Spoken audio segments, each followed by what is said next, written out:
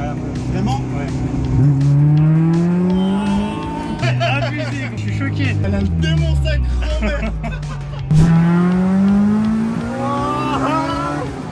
What the fuck?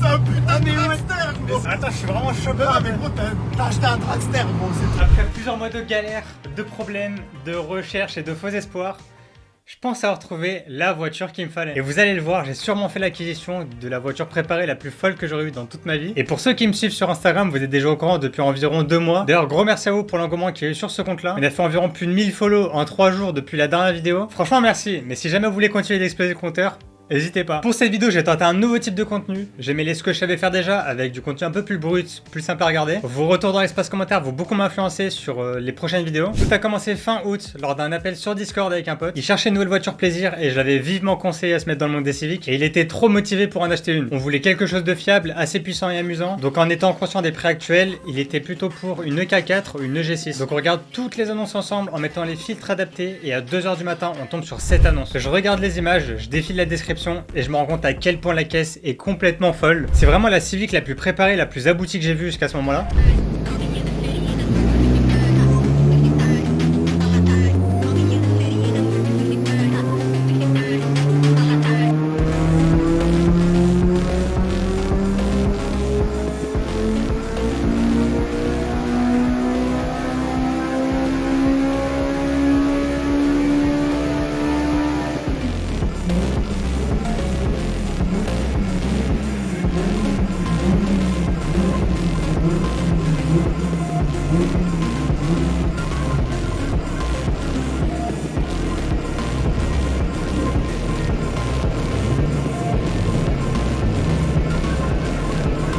Et je me rends compte que c'est clairement le projet final que je voulais faire sur la grise. Moteur de mes rêves avec une prépa complètement aboutie. Le châssis c'est pareil, il est full préparé avec de très bonnes pièces. Il y a littéralement aucune sous-marque niveau pièces, que du milieu ou du haut de gamme. Elle a des TE37 dans des specs plutôt rares, une malle JDM en fibre. Enfin bref, il y a beaucoup trop de choses, mais gros hic, elle a un gros souci moteur. Mais on n'en sait pas plus. Mais à part ce souci, elle ressemblait à 2 gouttes d'eau au projet final que je voulais faire sur mon ancienne. Je voulais vraiment faire la même, mais pour ceux qui se demandent pourquoi ce projet n'a jamais pu se faire, je vous redirige vers cette vidéo. Avec tout ça, c'était une énorme coïncidence. Ce mec et moi, on avait littéralement les mêmes goûts et je tombe complètement amoureux de sa caisse. Bon, au début, je motive mon pote à le contacter car moi, j'avais pas un quart de l'argent pour la prendre. Mais bon, il était réticent. C'est littéralement une voiture de course. C'est compliqué à entretenir. Enfin bref, ça lui fait peur. Mais bon, on décide quand même de contacter la personne pour savoir quel était le problème moteur, pour avoir davantage de photos, d'informations, etc. D'après ce qu'il me dit, il y a de l'huile sur un cylindre qui crame les bougies en 2 minutes et donc il pense que c'est une segmentation. Et si c'est ça, c'est vraiment chiant. Mais encore une fois, mon pote me dit qu'il veut pas la prendre. Il veut pas se mettre dedans, ça lui fait peur, il s'y connaît pas trop, et il veut quelque chose de fiable. Et à ce moment-là, j'étais comme un ouf. Fallait surtout pas laisser passer cette annonce-là. Mais j'ai rien à ce moment-là. Ça faisait 2 mois que je passais plusieurs heures par jour pour faire mes recherches, pour trouver la perle rare. Mon frère qui a crash mon ancienne voiture m'a à ce moment-là tout remboursé, mais il me manque toujours plusieurs milliers d'euros. Honnêtement, c'était vraiment la caisse parfaite pour moi, comme j'ai toujours voulu. C'était le projet final. Du coup, j'étais un peu triste et j'abandonne peu à peu l'idée. Plus tard dans la semaine, mon pote me recontacte et me sort de nulle part qu'il est prêt à me prêter l'argent restant. On parle de plusieurs milliers à ce moment-là. Il savait quand même rendre ouf. J'ai eu un énorme coup de cœur pour elle et après une année hyper compliqué mentalement, etc. Il décide de m'aider pour réaliser ce rêve qui en était vraiment un. Vraiment le bro, dinguerie. Alors je réfléchis quand même car il faut être mature, il faut prendre quand même un temps de réflexion. Et 5 secondes après, je contacte le mec. Le mec, il a 12 ans. Non, en vrai, j'ai craqué. Du coup, je commence une négociation avec la personne. On se met d'accord sur un prix qui est honnêtement beaucoup trop abusé. Il a enchaîné beaucoup de soucis et déménagé en même temps. Donc franchement, la voiture, il pouvait plus du tout se la voir, quitte à la vendre à un prix dérisoire. Donc un très bon ami à lui, que vous connaissez sûrement d'ailleurs, Riviera Touguet Factory, me contacte pour m'expliquer un peu la situation. Au final, je suis compréhensif et on se met d'accord sur un prix qui est un peu plus raisonnable pour lui. Je reparle avec le vendeur et au final, il se rend compte que du coup, il me connaît, qu'il avait déjà vu mes vidéos et qu'il était déjà abonné à la chaîne. Et m'a dit que ça lui faisait vraiment plaisir de voir que la voiture aurait une seconde vie à travers cette chaîne YouTube. Faut savoir qu'à ce moment-là, il y avait plusieurs personnes qui le contactaient avec des prix un peu plus hauts, mais il a décidé quand même de me privilégier moi. Donc c'est hyper gentil de sa part. Donc on se donne une date et dans la foulée, je contacte un très bon ami à moi qui s'appelle David, qui m'aidera avec son 4x4, qui fera les démarches pour une remorque et qui viendra avec moi le jour même pour vérifier la voiture, s'assurer que tout va bien et m'aider à la transporter chez un autre ami. Bon, ça commence à faire beaucoup d'amis là. Une semaine après, on est au jour J. Là, je suis comme un ouf. Je prends le train, je rejoins David et on part ensemble chercher ce petit bijou.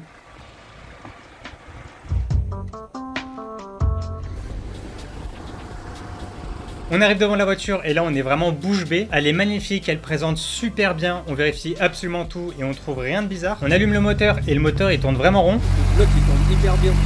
Il y a une forte odeur d'éthanol, mais c'est normal. Et là, on voit vraiment que la voiture est vraiment neuve. Faut savoir que la personne a désossé la voiture complet. Il a racheté que des pièces neuves. Il a tout mis dedans et il a roulé environ 3000 km de rodage avec. Donc la voiture aujourd'hui, elle doit avoir même pas 4000 km. Et quand je dis qu'elle est neuve, c'est qu'elle est vraiment neuve, quoi. La vis près, genre il y a tout qui a moins de 4000 km, quoi. C'est fou. Même l'intérieur de la voiture a été complètement vidé et peint. Donc là, je suis clairement aux anges. Et après 30 minutes, on décide de faire les papiers. Je signe et...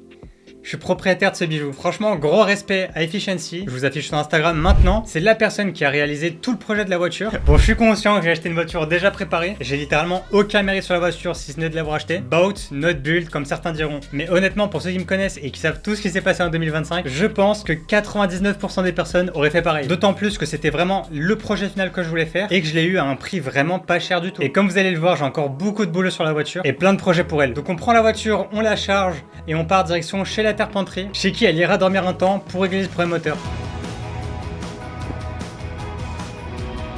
Du coup, je fais une petite réaction à chaud parce que j'ai pas pu le faire en fait.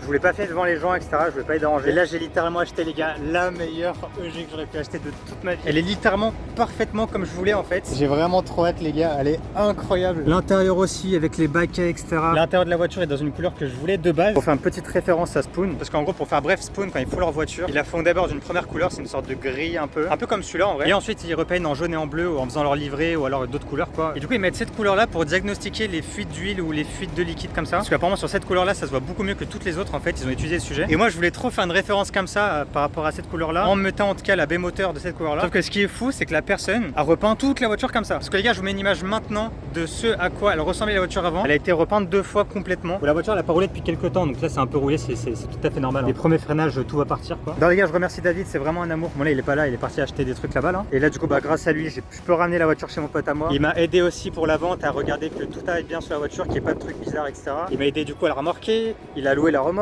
Donc frérot, tu le sais pas comment je dis ça, mais t'es un amour mec, vraiment merci infiniment gros. Je donnais un peu mes réactions et tout. Crapuleuse un peu, hein. Bel achat, bel achat. On arrive chez lui et il me dit qu'elle est sublime et que j'ai vraiment fait une affaire de fou. Honnêtement, ce jour-là, j'étais vraiment heureux.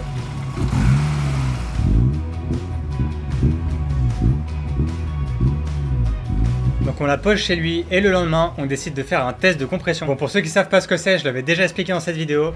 Alors, Professeur la Terpenterie.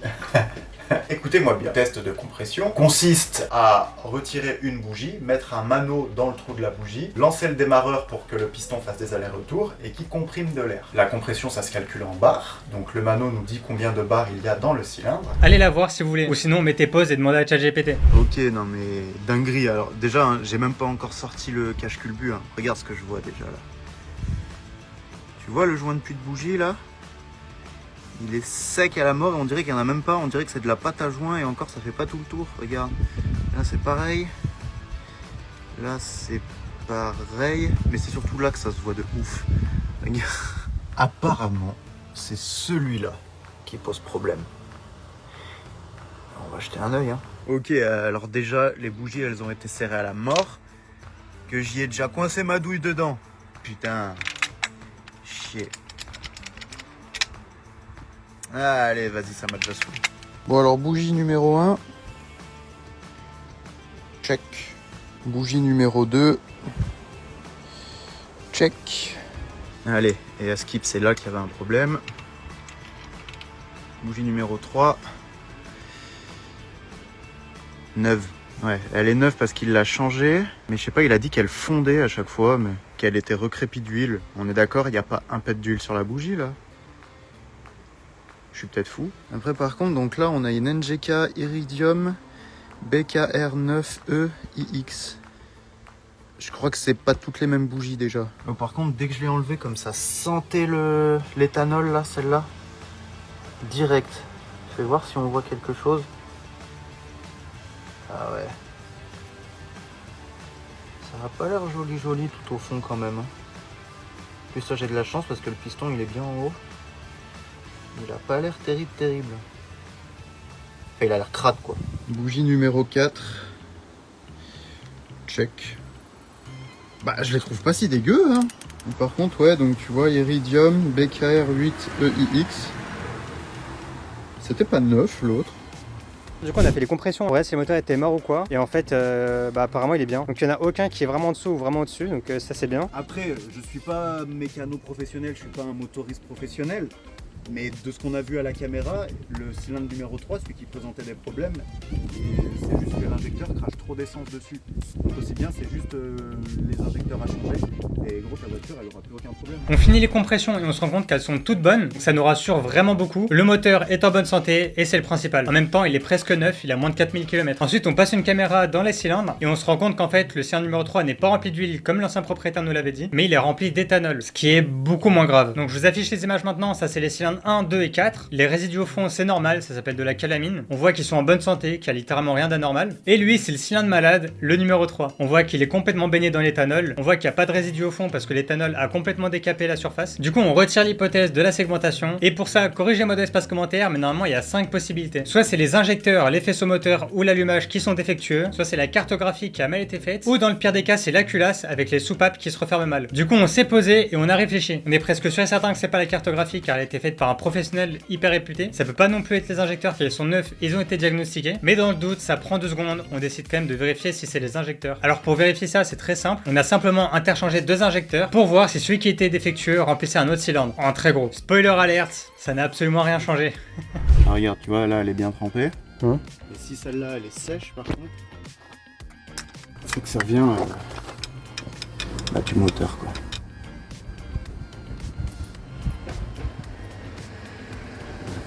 Donc ouais, non, c'est pas l'injecteur. Donc il nous reste 3 possibilités restantes. L'allumage, les faisceaux moteurs ou la culasse. Juste après ça, on décide d'aller faire un tour pour la tester. Car en soi, elle roule, mais faut juste pas faire 500 km au rupteur. Sinon, ça peut faire fondre un piston. Ça a l'air de marcher là. Ça a l'air de marcher très fort. Oh mec, un daily, ça va être horrible de fou quand Ah bah gros, ça je te l'avais dit. là, c'est race, hein. Là je te l'avais dit, là t'es 100% dans la race. Bon les gars, ça va pas là, 97% des personnes qui regardent les vidéos ne sont pas abonnées. Franchement, c'est qu'un clic et moi ça m'aide énormément. Donc s'il vous plaît, abonnez-vous. Vas-y. J'accélère. Vraiment? Ouais.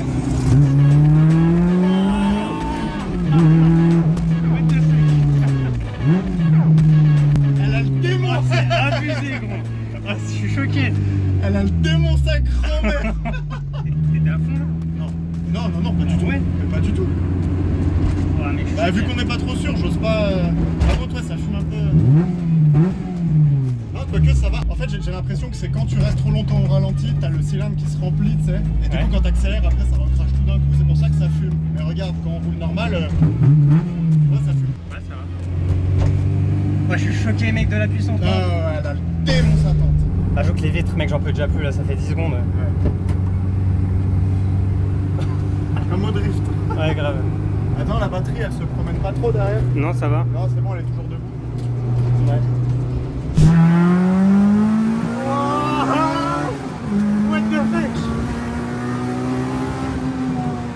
Oh mon dieu! Ah, c'est quoi ça, gros? C'est un putain de dragster, gros! Mais c'est quoi ça? Attends, je suis vraiment choqué. Non, mais gros, t'as acheté un dragster, gros, c'est tout. Mais what the fuck, genre.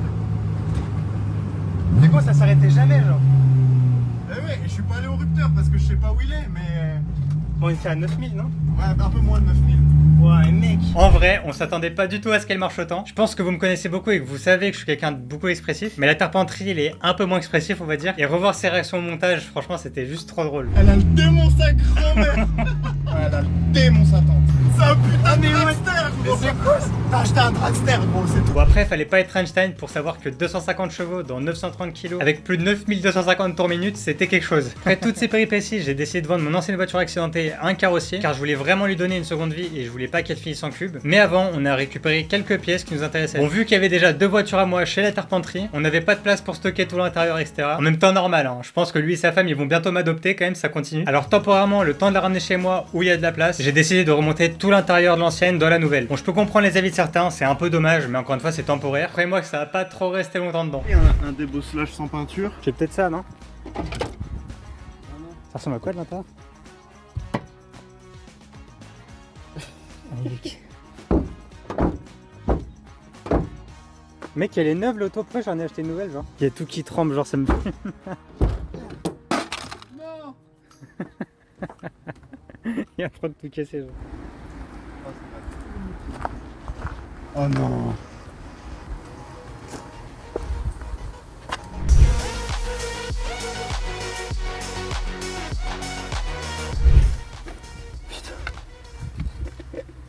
t'emmerde.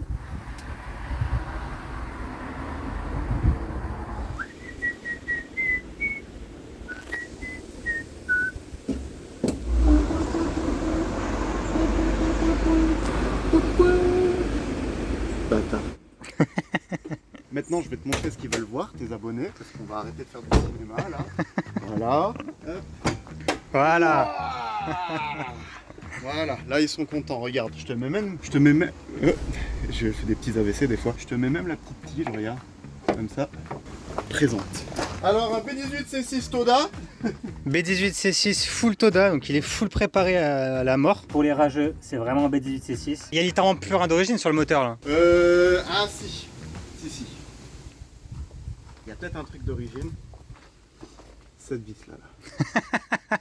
Ça c'est d'origine ça. Il y a genre 10 000 € de pièces juste dans le moteur, sans compter le prix du moteur. Parce que du coup, le B18C6, il provient des Intera DC2 Type R, pour ceux qui connaissent. C'était littéralement le moteur de mes rêves. Alors, vraiment, de base, je voulais un B16 et je l'ai acheté. Mais...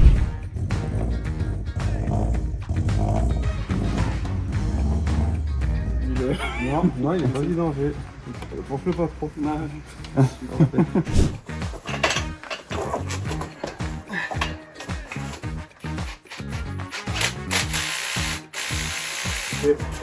Après maintenant, il va falloir revisser le... Et Oh putain. je me disais, il y avait un souci. C'est quoi ce bordel? Il barrait ton moi je... Oh putain, la dé. Mais imagine pendant qu'on l'aurait déplacé. Ah putain. Oh. Oh putain. Bon, voilà, ça a l'air de faire un bon. En tout cas, le moteur est là. En tout cas, il est là, il est propre en vrai. Enfin propre, tout est C'est relatif. relatif. Il sera propre en tout cas. Tu lui mets un bon coup de nettoyage là. Ouais. Qu'est-ce qu'il nous fait le vidéaste lui? C'est qu'il faut prendre un youtubeur ou quoi? Bah, il faut. Hein. Mais j'ai eu ça et je suis bien ravi. Bon, du coup, le moteur est full préparé Toda. Hein. Globalement, je mets la liste des specs, mais on a quoi? On a des arbres à cam Toda C2, on a des poulies réglables Toda, des pistons de compression Toda, des ressorts de soupape Toda. Mais c'est marqué Spoon dessus. Oui, il y a marqué Spoon. Ouais. Du coup, après, il y a des poulies de Villebrequin EK9 Type R, truc qu'il a pas. Une poulie de Villebrequin. La poulie d'Ampère. Il y a un trait sur la culasse, Villebrequin retravail allégé. Il y a un embrayage compétition clutch stage 4 avec un volant moteur allégé, une boîte de vitesse du coup d'Intera Type R, en gros c'est une S80 avec la 4.5 de VTI, donc ça c'est vraiment lourd apparemment. Ensuite on a un radiateur aluminium gros volume, donc ça c'est bien. On a une admission ELRFC design. Pour ceux qui connaissent cette admission là, c'est vraiment une dinguerie. Découvrez en famille ou entre amis. Let's go! Luigi Zavata. Avec nous, faites la différence. Zavata, un nom, une réputation, une production d'Assonville.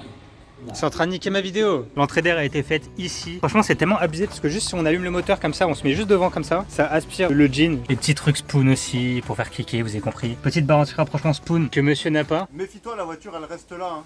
Aussi bien tu viens le week-end prochain, elle y est plus. Il est seum, faut pas le dire.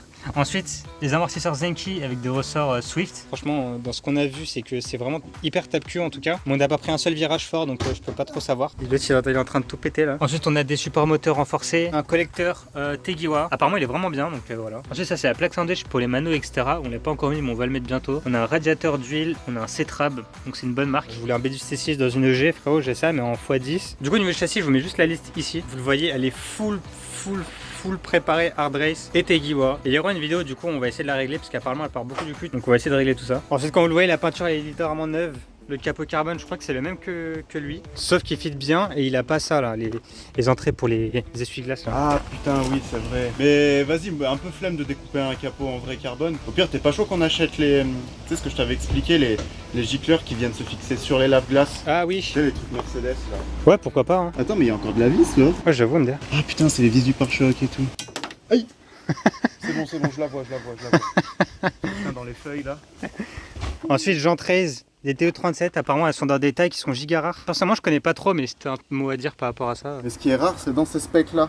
Alors moi, je les connais pas, je suis pas assez bandeur de raise, même si j'avoue que j'en voudrais bien pour vous dire exactement, mais je crois que c'est des 8 de large avec un ET spécifique. Enfin voilà, c'est ça qui biche. Pour ça, du coup, ça fit, mais genre tellement parfaitement, c'est abusé. Ah bah de toute façon, vu que t'as les ailes élargies, ouais, il te fallait au moins ça quoi. Et du coup, en gros, c'est les mêmes que celle-là, sauf que ça, c'est vraiment les contrefaçons, donc les Japan Racing. Bah non, sauf que celle-là, voilà, celle-là c'est les vraies, et puis ça c'est des pâles copies. Oui, non, putain, j'ai réussi à me tromper, c'est abusé. Ah ouais, tu vois, elles sont tellement bien faites, on confond. Hein. On dirait vraiment que c'est des vrais, hein, c'est abusé. Genre.